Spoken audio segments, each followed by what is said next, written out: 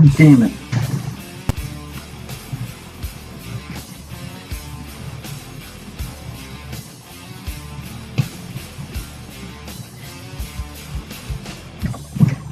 Well, that was fucking frustrating.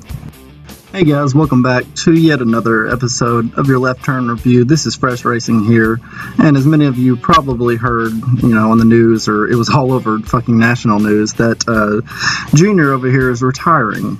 Yes, Redneck Jesus himself has announced that he is leaving NASCAR, unfortunately.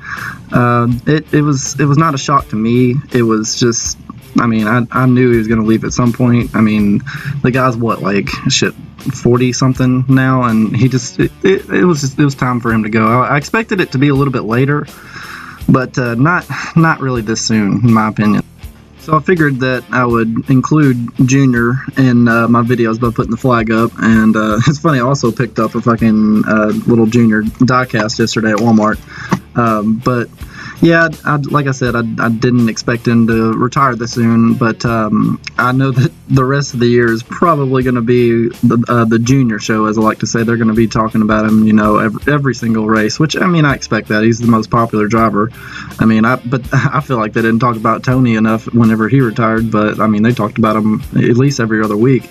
But, yeah, I hope to God that he at least gets one win, before he retires, which I'm sure he will. He's a hell of a race car driver. Shit, it might even happen next week at Talladega, who the hell knows. But yeah, I just wanted to talk about that real quick. It was a big announcement, and I was thinking about doing just a little short video on it, but I just figured I'd include it in this because I really didn't have much to say about it other than just the announcement itself. He said he was ready to leave the sport. He said that the hardest part for him to say that he was leaving was telling Rick Hendrick, which, I expected that. They've been together so long or whatever, and he's been a hell of a race car driver because of Rick Hendrick and giving him, a badass team, badass race car. But enough about Junior. Let's get into the actual race review. This weekend we were at Richmond. The Xfinity race was decent, I guess. There was a lot of three wide passing and shit. That's for damn sure. I didn't expect that. Let's see. Daniel Hemrick got the pole. Allgaier and Austin Dillon immediately took the lead. Like a couple laps later, I think it was like 30 laps into it. Austin Dillon won the first stage, and then I think there was a caution maybe like halfway through the second stage with Dakota Armstrong, and then I think Allgaier won stage 2, and then there was, I don't have, like, the first two stages, there wasn't much to talk about. It was just them riding around in circles, basically. That's all I can say. It was left turns. That's, shit. And then there was another caution for debris, 85 to go. And then another caution around 60 to go. I think there were just both fucking debris cautions that caused those. And then I remember Allgaier was fucking just dominating it throughout the whole race. That, and I think Austin Dillon was too. And then I think it was this McLeod dude, BJ McLeod, caused the caution. And with 12 to go, everybody pits, and then there was another caution because I think Ty Dillon ended up out front somehow, and there was a big-ass crash. Not big-ass, big for Richmond, I guess you could say. It's another short track, and there's not going to be a lot of big crashes, but it was a pretty big crash. I think it was at 5 to go, so I might have, I do have a clip of that. I'll show you that real quick. Daniel Suarez off of turn 4, slid up into the outside wall. Damage for Harrison Rhodes in the 20. Kyle Benjamin, 48 of Brennan Poole, also sitting down on the apron. Looks like William Byron into the back of the 18 car of Suarez, and watch what happens after that. Brennan Poole trying to slip through. There you had the big crash with Suarez and Byron and everybody else, and then the race went into overtime. And Kyle Larson ended up winning it, and Allgaier ended up second and also winning the Dash for Cash for Richmond. And Daniel Hemrick ended up third. So I think I have a clip of the last couple laps of that race. Here you go. Turn by Larson. Will they get off turn 2 without crashing? Hemrick up to third. No! They're by the overtime line. No caution yet. Larson is out front. Caution is out now. Larson leading. Allgaier going to finish second. So yeah, obviously the end of that race was really fucking confusing because, I mean, they wrecked. I mean, you saw them wreck Cole Custer and Ryan Reed or whatever, and I mean, I guess that since they threw the caution after the overtime, that they were just going to race to the line and that would be the end of the race. I don't know. It didn't make any fucking sense to me, but let's talk about the Monster Energy Series race. So yeah, you saw Matt Kenseth got the pole, obviously. Fucking Eric Jones hits the wall like super early. I was surprised by that. It was like six laps into the race. I think it was him and Casey Kane got into it a little bit, and he ended up with a cut tire hitting the wall. I remember just them racing 3 wide, like I said, with the Xfinity. It was the same situation with the Monster Energy. They were up to 4 wide in this series. I mean, they're just fucking pros, you know. I remember seeing, God, just up to 140, 150 degree cars. Like, they have like a little thermometer or something underneath their cars, and it was a fucking hot box. And they say it was one of the hottest races of the year or whatever. So I mean, I would expect that, but. Yeah, then there was another caution, lap 70, when Ricky Stenhouse hits the wall. Let's see what else happened. Matt Kenseth ended up winning stage 1, of course. I remember Truex and Larson, they were fucking fighting for the second place just to get some points and stuff for this first stage. Let's see. And then finally, around like lap 170, Keselowski finally got around Kenseth. And that's when some racing started to finally pick up. It was Kenseth just, you know, leading every lap until that point. And then Keselowski ended up winning stage 2. There wasn't much to talk about.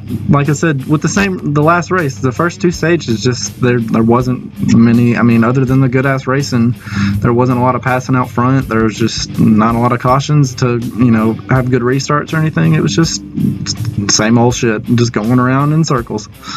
Y'all, there's someone mowing outside my fucking house right now, and it's driving me crazy. I'm sorry if you hear some buzzing and shit, but just like, why now? You know, out of all. So yeah, Keselowski ended up winning stage 2, and then I remember at the beginning of stage 3, it was Harvick and Keselowski and Hamlin just fucking duking it out, like for several laps. I mean, it was them, and then the green flag pit stops finally, you know, took place. I think it was between laps 90 and 80. And then after, I think there was another caution, I believe, because Junior and Jimmy Johnson got into it. Yeah, I remember that. It was 57 to go, and they just, I think I might have a clip of it that'll explain exactly what the fuck happened. I think it might have been Jimmy Johnson's fault. Here, let me show you real quick. Junior coming off 4.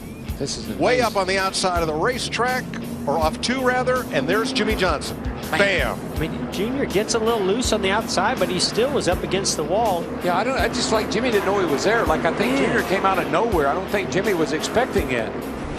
Yeah, you see Jimmy Johnson got into Junior there. I mean, I guess he just didn't really know that he was there. I'm not really sure. I think he ended up apologizing to Junior, you know, on the radio, or probably eventually did, I would assume.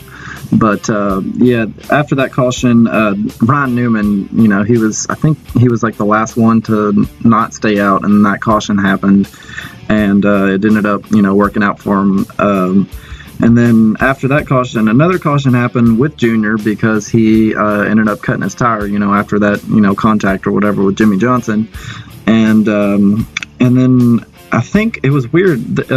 Clint and Ty Dillon, after that caution, they ended up like spinning out or something, and they didn't really talk about it. I'd like to hear, you know, on Race Hub, they always have the radioactive or whatever. I'd like to hear what the fuck happened between that situation, because I think somebody was pissed at somebody. I recorded it with my phone because I knew they weren't going to show it on YouTube or whatever. But it's weird. I mean, I guess we'll find out what the fuck happened between them. I mean, here you go. But Ty Dillon was 60. Clint Boyer was 19. That's how they ended up. I just can't imagine what could have caused that. Very suspicious looking.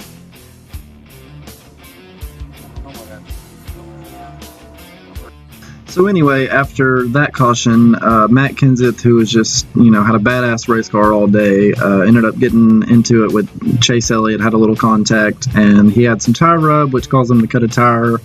He didn't spin out or nothing, but he ended up making it to pits, and then eventually the caution came out around, 35 to go, because there was debris on the racetrack, I assume, for Matt Kenseth after that contact.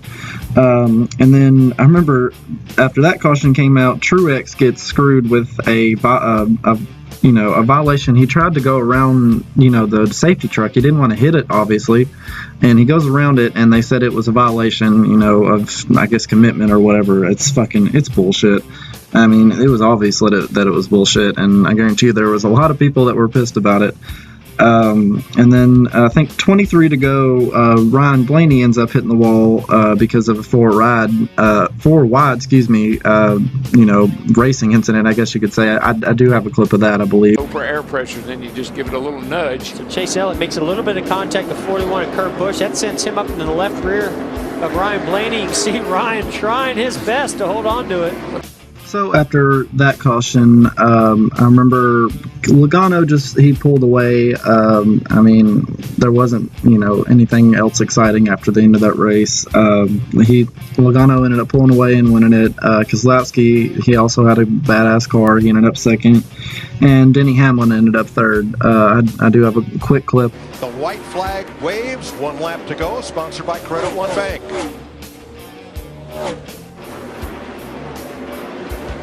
Still, Harvick, Stenhouse, side by side. McMurray right with them. Joey Logano, 8 car lengths ahead of Keselowski, who stuffs it into turn 3, cuts it down to 5 car lengths, but off turn 4, Joey Logano has his 18th Monster Energy Series victory. So Logano won it, and it was just a okay race. Like, Richmond, in my opinion, is one of the most boring tracks. I think I have a note that Kyle Busch was like all pissed off because fucking Logano sort of tricked him, I guess you could say, going into pits because he blocked the commitment line or whatever, and Kyle Busch ended up getting a violation, fucking ruined his day. But Kyle Busch is always fucking whining about something. I'm not surprised about it at all. But yeah, it was, like I said, it was an okay race. Not much that I expected out of Richmond. I didn't expect an exciting race or anything. But luckily we have next weekend to look forward to at Talladega.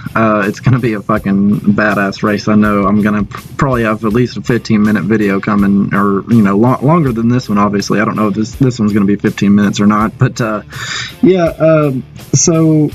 yeah, I guess that's pretty much it. I also have the Kentucky Derby coming up next weekend, which is a big deal for us, obviously, living in Kentucky. I don't know. We're probably going to have a little party going or something, but I'm a little bit more excited about Talladega because that's always going to be a badass race.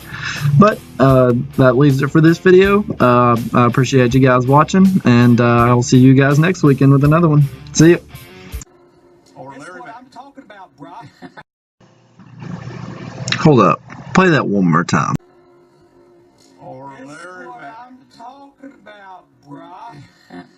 I'm honestly just afraid to drink some of this shit because, if that's obviously the cancer that it's going to bring into NASCAR, then I do not want any fucking part of it.